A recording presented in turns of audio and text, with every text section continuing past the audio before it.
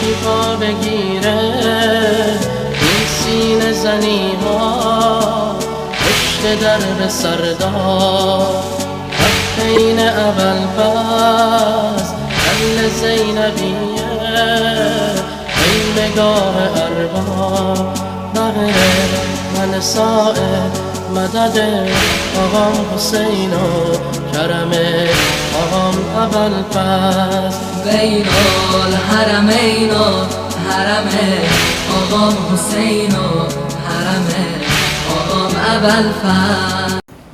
أعوذ بالله من الشيطان الرجيم. بسم الله الرحمن الرحيم. الحمد لله والصلاة والسلام على سيدنا ونبينا محمد وآله الطاهرين.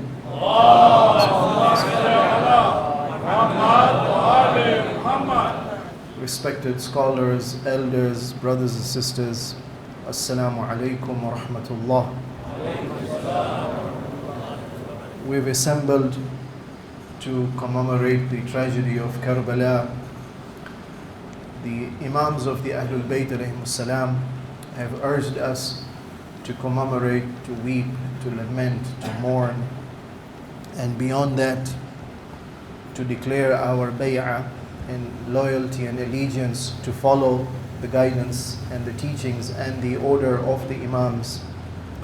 And beyond that, to distance ourselves and dissociate ourselves from the enemies of truth and justice, the enemies of the Ahlul Bayt alayhimus salam. And beyond that, to display our yearning and our desire to join the forces of truth and justice and virtue as represented in the teachings of Islam and the Ahlul Bayt alayhimus salam. Ya laytani kuntu ma'akum fa'afuza fawzan 'azima. In order for us to be able to achieve these goals, it's important to remind ourselves about the status of the Imam.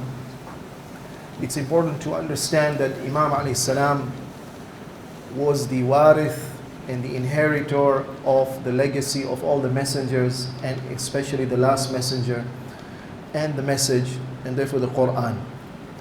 Essentially, Karbala was a display of that cosmic eternal battle between the forces of truth and evil, the forces of virtue and justice versus the forces of oppression and injustice. Tonight we will be commemorating the memory of Abbas ibn Amir al-Mu'mineen.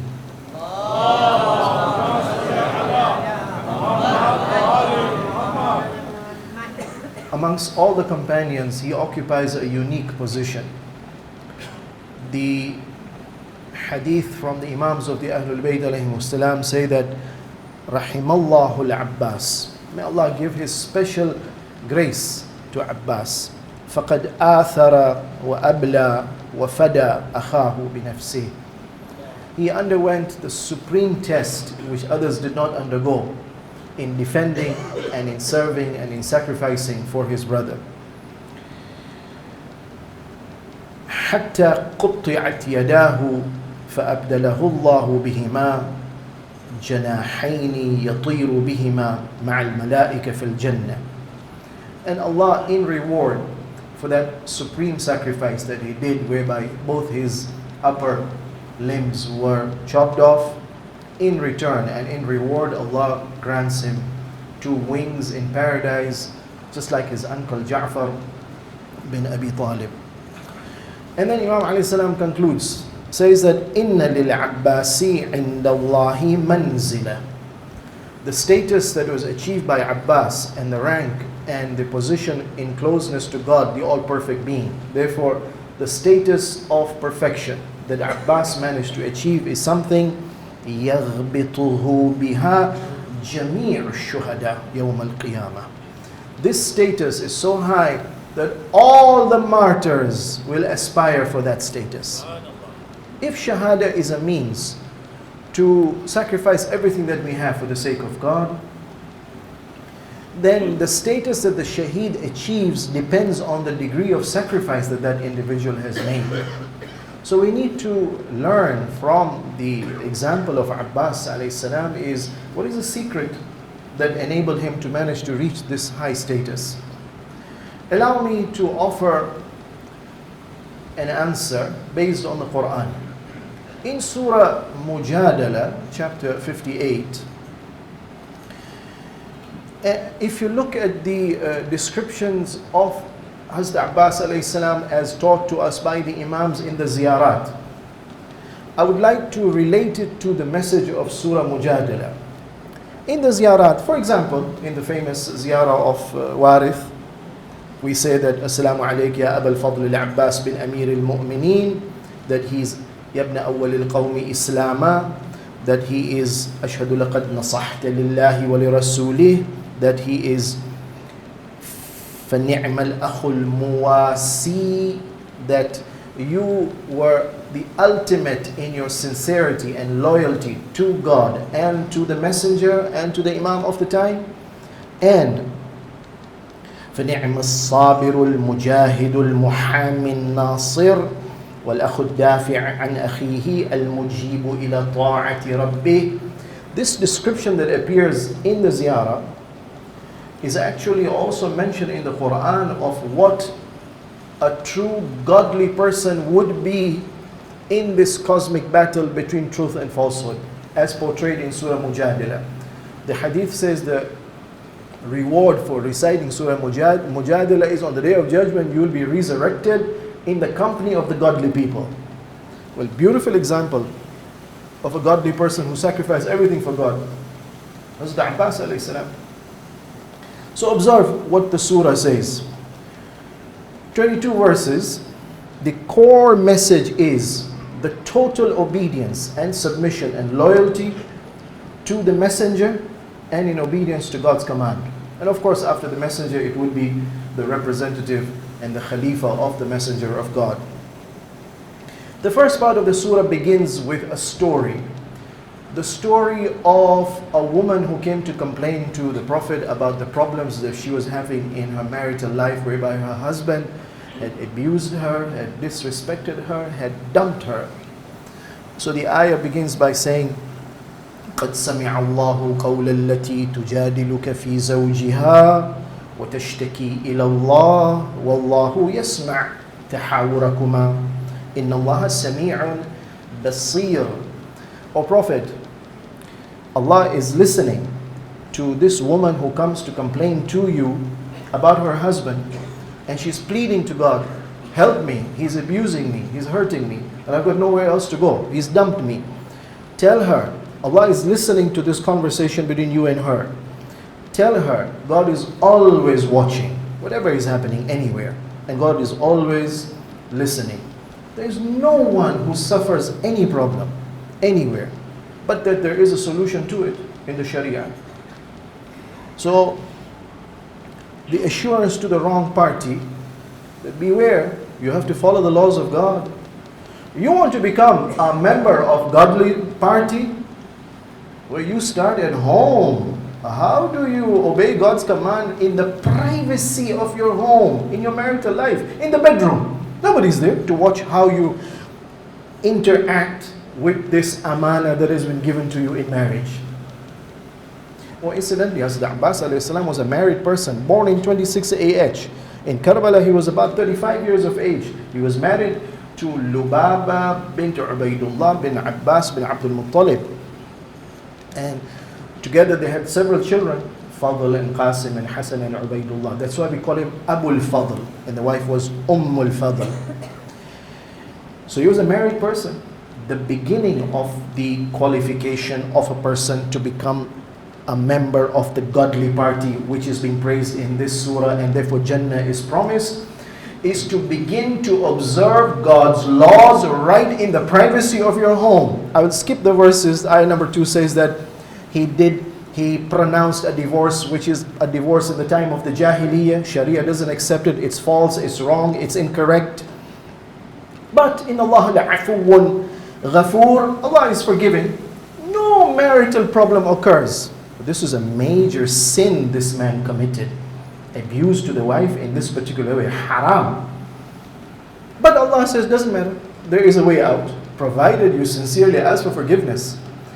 Forgiveness depends on the severity of the sin. In this particular case, it's not to say astaghfirullah. No, my friend, pay. Kafara, free a slave. You can't free a slave, no choice. The next compulsory penalty act is to fast 2 months consecutively, to have abused my servant who came to you as an amana in your house, in your married life. You're a godly person who will observe God's laws. You cannot, then you feed 60 miskeen so that you may go back to her and take her back. Amazing. A godly person never ever breaks God's laws, even privately. And then ayah number 4 concludes by saying that beware, God is watching. Wallahu bima ta'maluna khabir. God is watching what you do. Are you going to pay the kafara, then go back to her and take her back? Or are you going to violate even this law of God? You know, the psychologists who counsel couples who are having problems in marriage, they say, be careful, somebody is always watching you. The Quran says God is watching you. The psychologists will tell you, beware how you interact with your spouse. There's somebody who is always watching and learning from you, your child. Remember yesterday I quoted a hadith which says that Imam alayhi salam says that the Prophet sallallahu alayhi wa and the Imams of the Ahlul Bayt have said that in the first 7 years of your child, leave him play. Leave him play? You mean you shouldn't provide anything? No guidance? No. The psychological secret is this child is in a phase where he's an imitator. He will mimic. He will just watch what the models, the adults around him are behaving, and he will repeat that behavior. So the psychologists say, beware how the two husband and wife interact. There's somebody watching. There's somebody learning from you. You cannot, they say, expect the child to grow up to be a self-controlled, disciplined, gentle man if he never saw such a model in his father and mother. Wallahu khabirun bima ta'malun.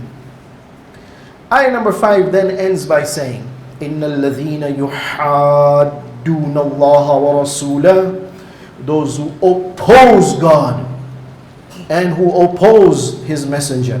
Kubitu kama kubita alladhina min qablihim. They will be overpowered and they will be punished just like those people before them who disobeyed God. وَقَدْ أَنزَلْنَا آيَاتٍ بَيِّنَاتٍ. And we have sent very clear signs. Go and study history. See what happened to those who disobeyed God.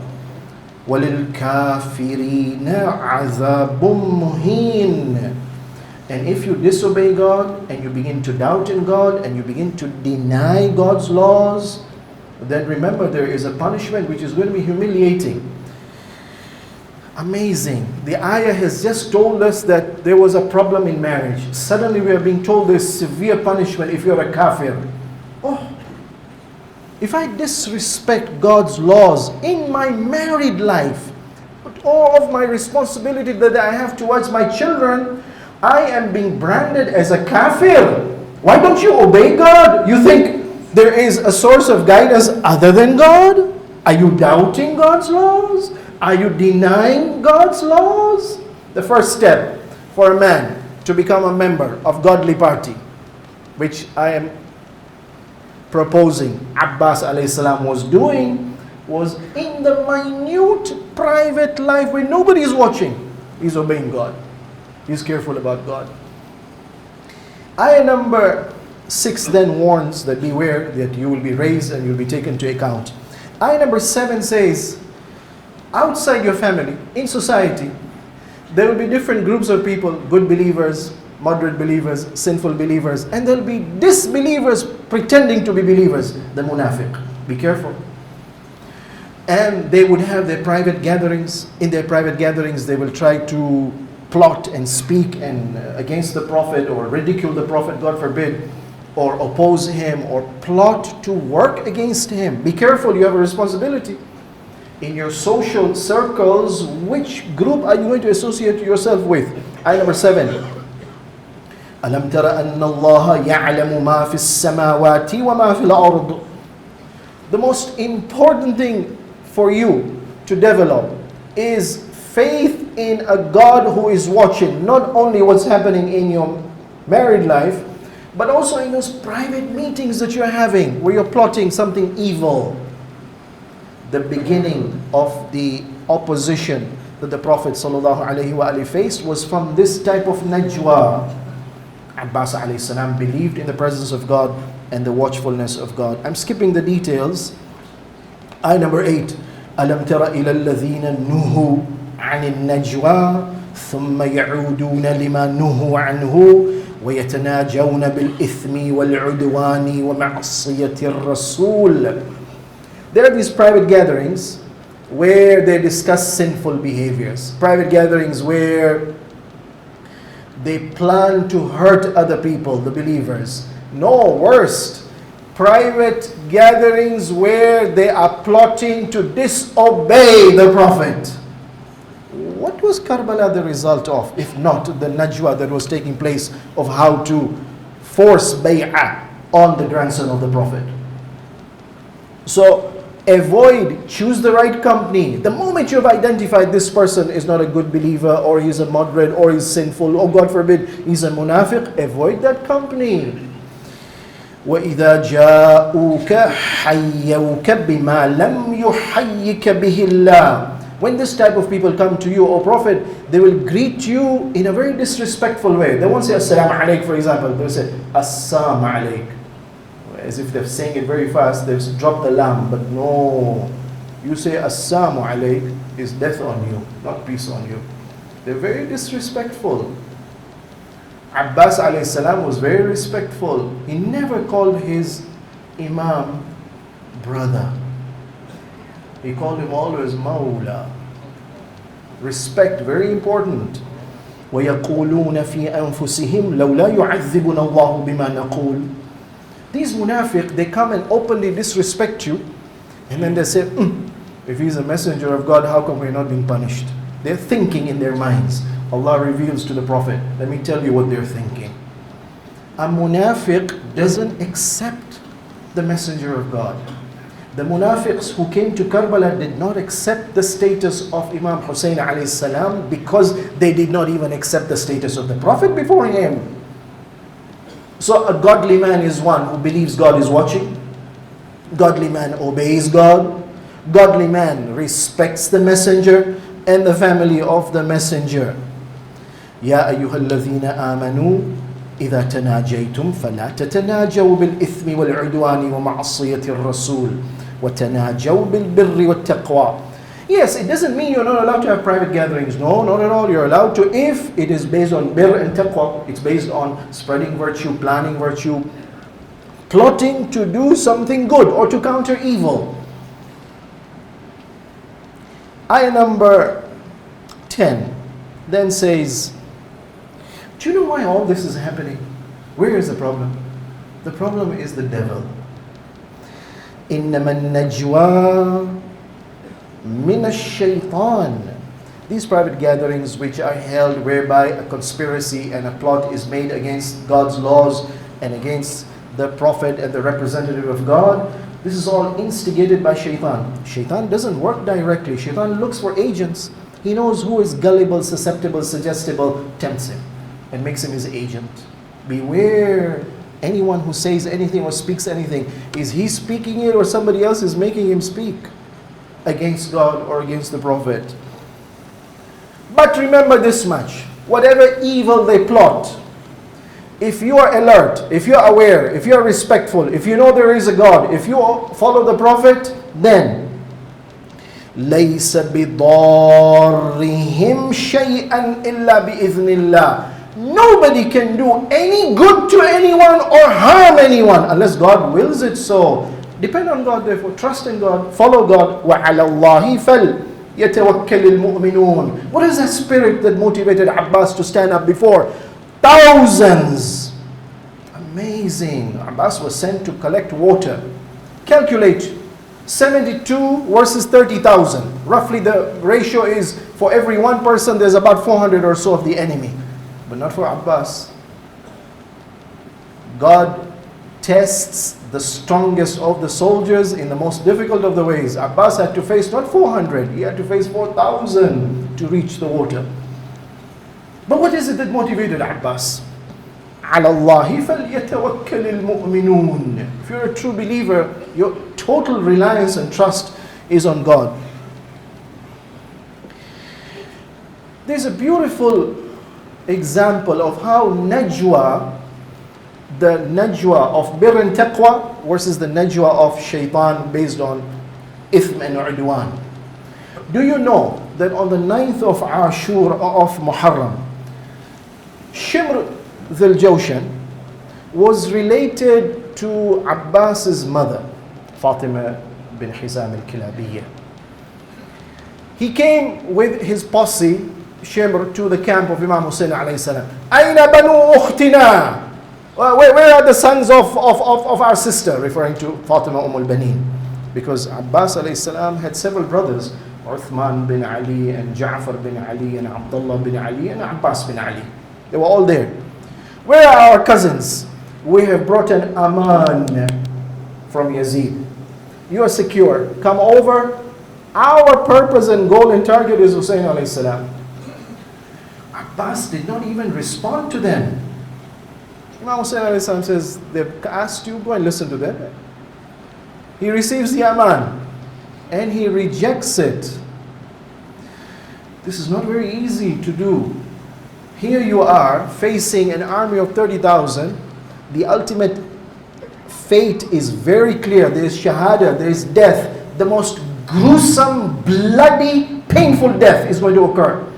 Yet this man is being offered security, immunity, protection. Come out. Shaitan is very smart. Abbas, the shaitan planned very well. Abbas was the backbone of Hussein. Break the back. Hussein is fallen.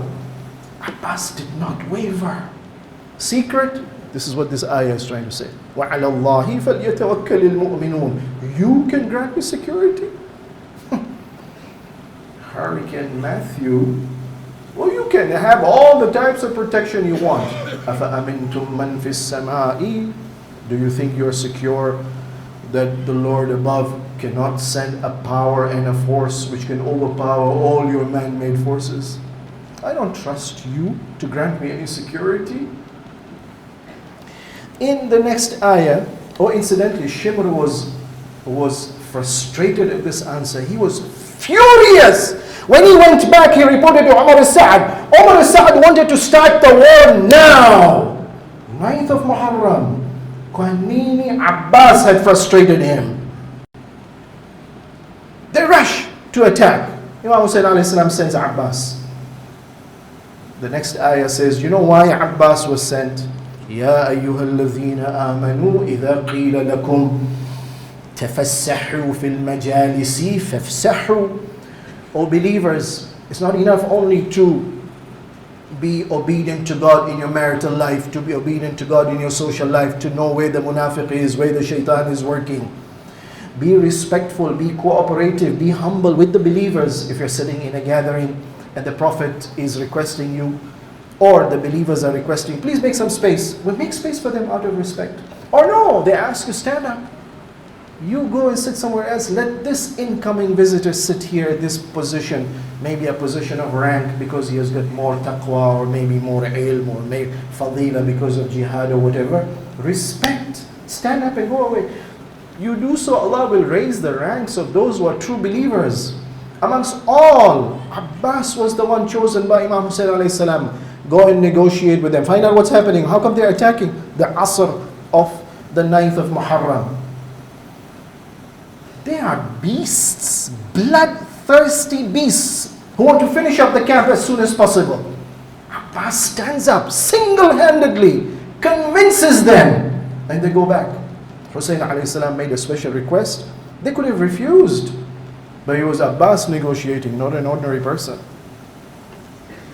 And then the next ayah says that sometimes the Prophet doesn't give you a command which is wajib. Sometimes he gives you a command which is mustahab. Good for you to do. يا أيها الذين آمنوا إذا ناجيتم الرسول فقدموا بين يدي نجواكم صدقة. O believers, when you want to come and have private counsel and private meeting with the Prophet, first give sadaqah. Then you can meet him. ذَلِكَ خَيْرٌ لَكُمْ وَأَطْهَارٌ. To give sadaqah before you meet the Prophet, this is good for you. It will purify you. It will give you tahara. This attachment to wealth which makes you stingy and selfish, that will be removed. Give sadaqah. And khayr, you're spreading whatever extra gifts Allah has given, you're spreading in society. Other people who are needy will receive your grace and they'll be happy with you. Oh, one of the biggest problems we're facing right now, if you're following the elections in the United States, majority of the Americans are unhappy with their status, economic status. How come the rich are getting richer? 1% is extremely rich. 99% don't have enough. And one of the big reasons is taxation. The rich don't want to pay tax. The richer you get, the lesser tax you pay. In fact, they're so smart, they'll call the lawyer. Want to build this project, it's a multi-million project. The lawyer is going to go through 70,000 pages of the tax code. And he's going to bring up a loophole which will save you millions. Save you millions, meaning that the necessary services that have to be provided are going to be deprived. The rich are not ready to pay taxes. Oh, it's my brilliance, my efforts. Your brilliance, your efforts, excuse me. How did you become so brilliant? Which system educated you? Which system gave you the facilities? Which system gave you the infrastructure? Where did all this money come from?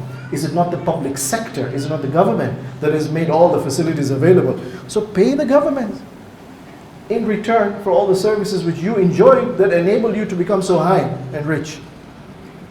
Tax, sadaqah, very difficult for people to do. Result, not even one Sahaba came and paid sadaqah. They said, no, we don't want to meet the Prophet. No problem, it's not wajib. Except for one, Ali ibn Abi Talib.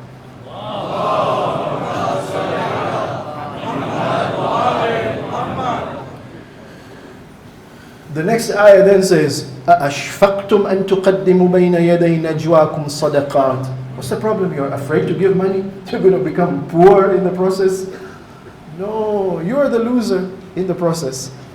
Why is it that Abbas, we say, يَبْنَ أَوَّلِ الْقَوْمِ إِسْلَامًا وَأَقْدَمِهِمْ إِيمَانًا وَأَحْوَطِهِمْ لِدِينِ اللَّهِ. Abbas is a fruit of Ali alayhi salam in his intensity of faith, in his intensity of submission and love for the Prophet and the leader of the time. And then the next ayah continues to say, so I am obedient to God in my family life, in my social life. I've identified the dangers that can exist and shaitan can use some evil forces. I'm so faithful to the Prophet, I'm ready to give even extra sadaqah. Do extra work. How do you explain the fact that Abbas alayhi salam managed to reach the water, collected the water, got the chance to drink water, but never took a sip? This is the spirit of Ali alayhi salam, which say that I will sacrifice myself but not allow any harm to reach the Prophet sallallahu alayhi wa alihi. Now Allah warns, beware.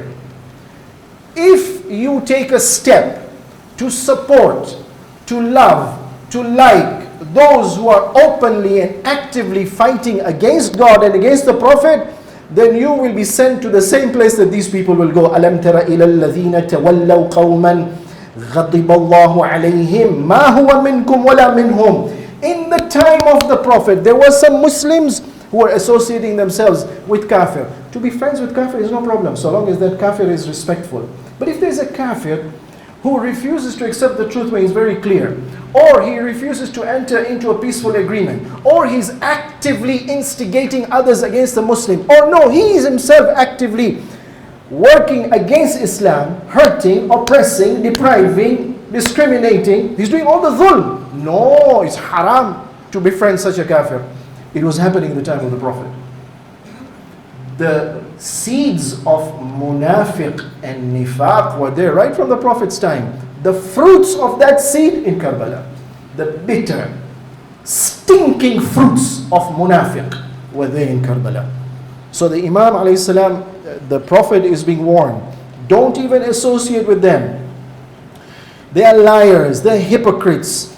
They think they are rich and powerful, but nothing will avail of them from their richness and power in front of God.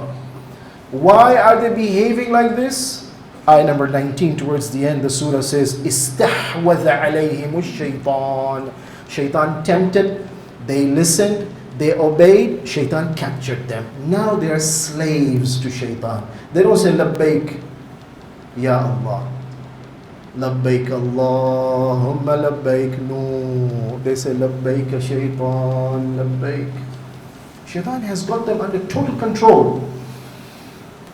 In Karbala, on the day of Ashura, the khutbah that Imam Hussein alayhi salam makes to the Kufans, he uses this ayah, إِسْتَحْوَذَ عَلَيْهِمُ الشَّيْطَانِ. When he meets Hur, and he tells them in Bayda, before they reach Karbala, he uses the same ayah, that there is a hizb of shaitan, a party. Shaitan is the leader, he's got an agent, and they're followers, blind followers of shaitan. Abbas's credit, he recognized what is evil, who is the devil, how does he tempt, what is my potential weakness, how to strengthen myself. The last ayah of the surah then says that كَتَبَ اللَّهُ لَأَغْلِبَنَّ أَنَا وَرُسُلِي. It is the decree and the plan of God. Nobody can thwart this plan. Nobody can defeat the plan of God. And that is, I will prevail, God says. My messengers and those who live by my messenger's message and those who are ready to die for the messenger's message, Allah is promising them victory. I don't know how you can explain, except by this ayah, the strength with which Abbas faces the enemy. Look at his battle cry. Inni ana al-Abbas. Or if you don't know me, let me tell you who I am. I am Abbas, the son of Ali. Of course, he sends first his other brothers. I'm going to skip that part. La arhabul maut idhil mautu raqa. You can't threaten me with the fear of death. To me, death is a bridge to success. I'm ready to face death. Most of the Kufans who came there were afraid of death. Ibn Ziyad told them, you don't obey, I will kill you, I will kill your relatives. They were afraid of death. They were ready to kill the Imam because of that fear. Abbas, the first statement he makes to the Kufan army, I don't fear death. حتى أوارى في المصاليت اللقاء. I'm ready to plunge into the sea of swords. Nobody observing me can find me where I am. I'm inside the sea. Cover me with your swords. I'm ready to face you. نفسي لنفس المصطفى الطهر وقى إني أنا العباس أغدو بالسقا. I've come here to defend the messenger and the grandson of the messenger, the epitome of goodness and virtue and justice. And I've come here, I'm not here to fight you. No, I haven't been given permission for that as yet. I've come here just to collect water. But I will not allow you to stop me to reach the water. In his defense, he comes and he's surrounded. Obviously, we're talking about big numbers. We're not talking about 10, 100. We're talking about thousands for this man. Ultimately, his limbs are chopped off. But he doesn't lose faith. This is a big struggle everyone has to face. My body is hurting. My body is bleeding. I'm in pain. The pain is intense. Oh, how do I control my pain? The struggle between the mind and the body, the spirit and the body. Look at what Abbas says at the time when his hand is chopped off. Wallahi, in qata'tum yamini, inni uhami abadan an dini. عن إمام صادق اليقين نجل النبي الطاهر الأمين. I swear to you, you chop off my hands, I will never ever give up defending the right faith, because I know who is the right leader, because I know he is the grandson of the Prophet chosen by God. Focus on the high. And the low body is just your instrument. The body cannot rule you. The mind should rule the body. Pain is not felt in the skin. Pain is felt in the brain. The brain has to be controlled. And this is what all athletes are also taught, how to endure.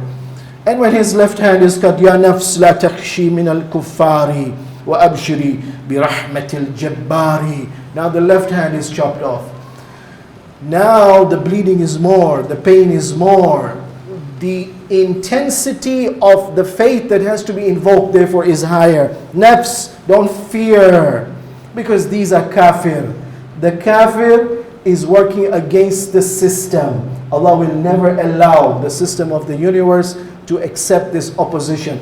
You can't fight against the system of God. You can't say, I'm going to jump off the building. I don't accept this gravity. I don't accept that law. My friend, you just got a few seconds before you reach from the top of the building to the ground, and the reality will dawn upon you. You will crash and you'll crush and you'll die. Kafir! You've rejected the truth. You can't defeat me. It's a matter of time before you are defeated. وَابْشِرِي بِرَحْمَةِ الْجَبَّارِ. And take the good news that Allah, out of His grace and mercy, will receive you. In the final moments, when Abbas a.s. falls to the ground, Imam a.s. rushes to his deathbed. Abbas says to Imam, please, I urge you, don't take my body back to the tent. This will discourage and sadden all those little innocent souls who are waiting for me to deliver water to them. Abbas, I use all my force, but I'm now helpless. I'm limbless. I can't do anything more. I gave everything I could. And their wailing and crying may perhaps even encourage the enemy and gladden them. Imam a.s.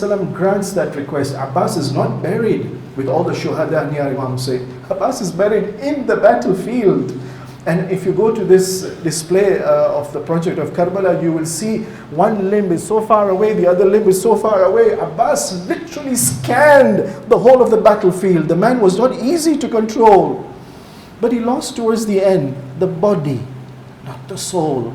The one message we learned from Abbas, take everything you have from me, but my soul will never ever surrender to evil. You have lost. Assalamu ala al-Husayn.